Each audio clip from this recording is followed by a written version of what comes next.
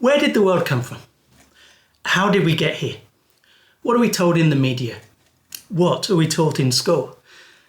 There's no one single answer, but generally it goes something like this. A long time ago, there was a cataclysmic explosion that got everything going. Then, over millions of years, life began to appear and gradually evolved into what we see today. The Bible, though, gives a very different answer. To begin with, it says God is behind everything. It tells us that each animal group was a specific creation. Dogs were made as dogs. Cows were made as cows. Not the result of millions of years of evolution. Is it still possible today to hold a biblical view of creation? Or are Christians stubbornly clinging to tradition in the face of overwhelming evidence? That's the question we're going to answer today in short answers to big questions.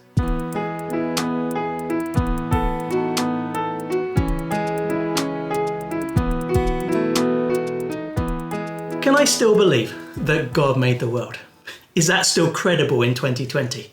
Now, that's an important question. The Bible begins by telling us that God made everything. That statement is the foundation for all that it goes on to tell us about God, about us, about sin, about our need of Jesus, even about eternity. So yes, this is a really important question.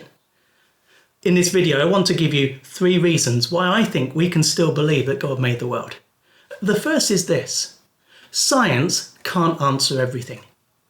How does science work? Well, you come up with a theory and then you test it through experiments.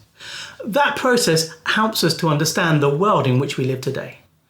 Yet it cannot answer the question, how did the world come to be?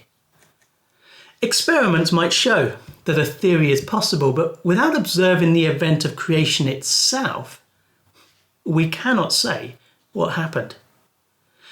The idea of a Big Bang is a theory.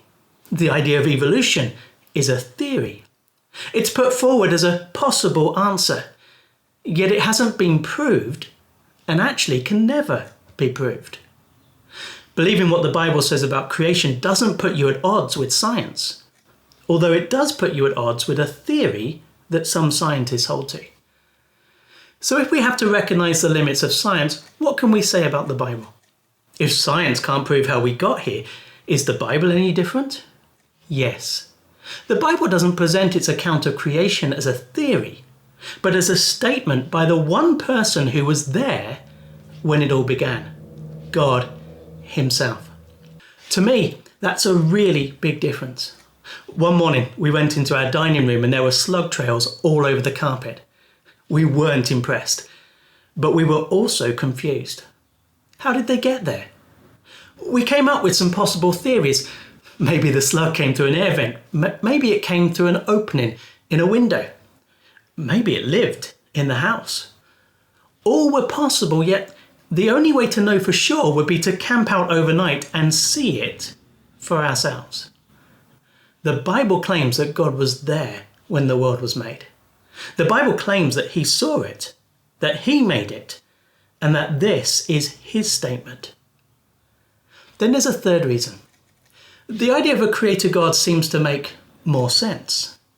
Every day I walk by several houses on my way to work. Each one was designed by someone and purposely built. I know that's the case. It has to be.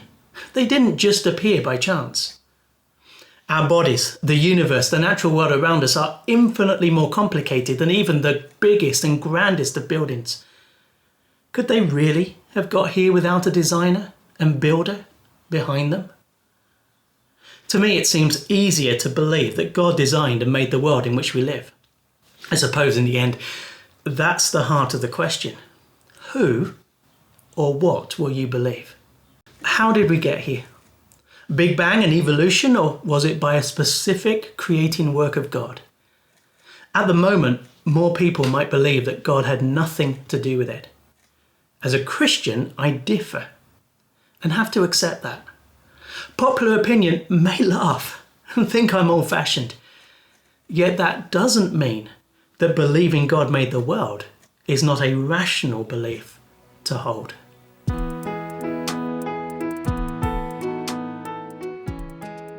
Thanks for watching Short Answers to Big Questions. If you want to ask more questions, use the comments or contact us through our church website. The links are in the description below. If you want to know when we put out more of these videos, why not subscribe and click the notifications button?